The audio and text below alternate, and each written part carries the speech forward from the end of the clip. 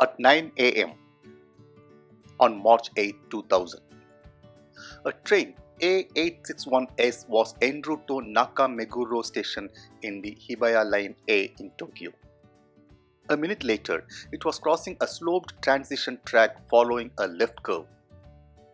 The two wheels of the last car of the subway train got derailed just 150 meters before the station. The derailed train stopped for bringing a maintenance train to the main lane. Opposite came a train from a nearby inbound line B and had collision with the derailed coach. The accident killed 5 and injured 63 people. Hi, I am Hilal Alam from ALZEBRA. What was the reason behind the derailment? Let's begin with the frictional force. If you push something on a rough surface, you need to keep it pushing to encounter the larger coefficient of friction. But on an ice bar, a gentle push is sufficient to move an object as the coefficient of friction is very small for an ice bar. So here, to know frictional force, the coefficient of friction of the surface and the weight of the moving objects are necessary. Just remember these two things: the frictional force or coefficient of friction and the weight of the moving objects. Coefficient of friction is very large for rough surfaces and small for smooth surfaces. Well, the train wheels experiences a large amount of frictional force of the railway track.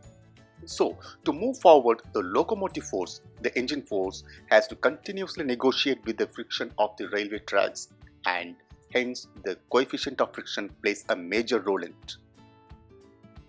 And at the same time, the weight of each coach is distributed evenly on both wheels. When train moves in a straight line, a small lateral force may act on one side of the track at small bends. But the situation is different when a train moves in a curved path. There is a zone called transition curve. It's a zone where straight track begins to curve ahead. There's a moderate torsion of the track surface within the limit allowed by the safety standard.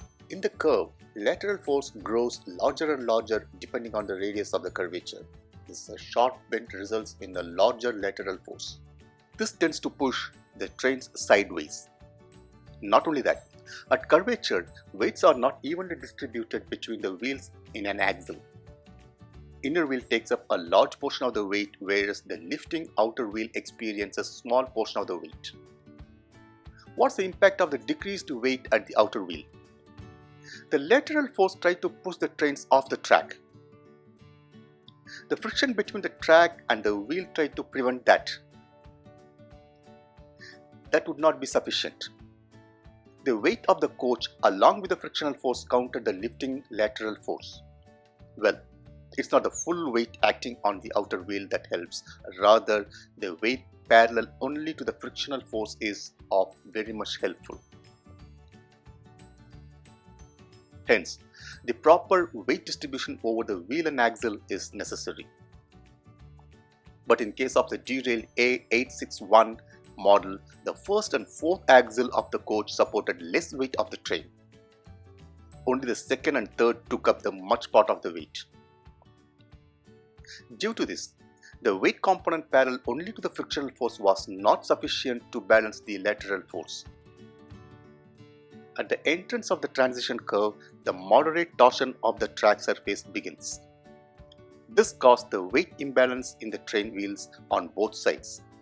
At that point, the lateral force grew larger and so was the resultant force sideways. As a result, the wheels ran over the track.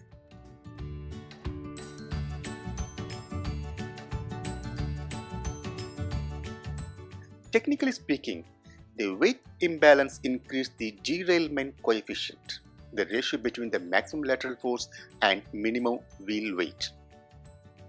The later investigation showed that the other rail cars of the same model had the same weight imbalance problems.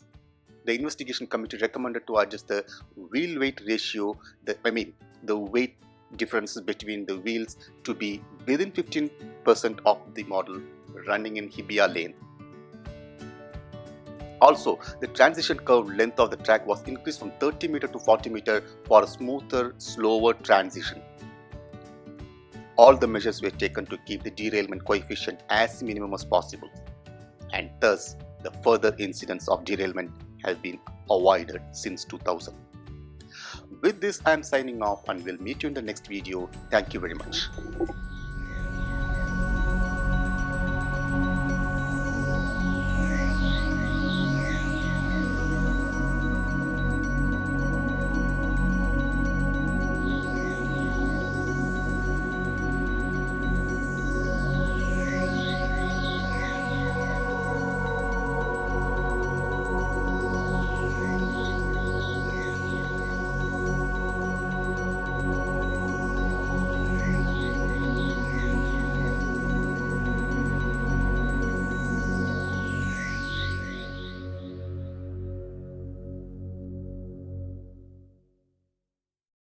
The coefficient of friction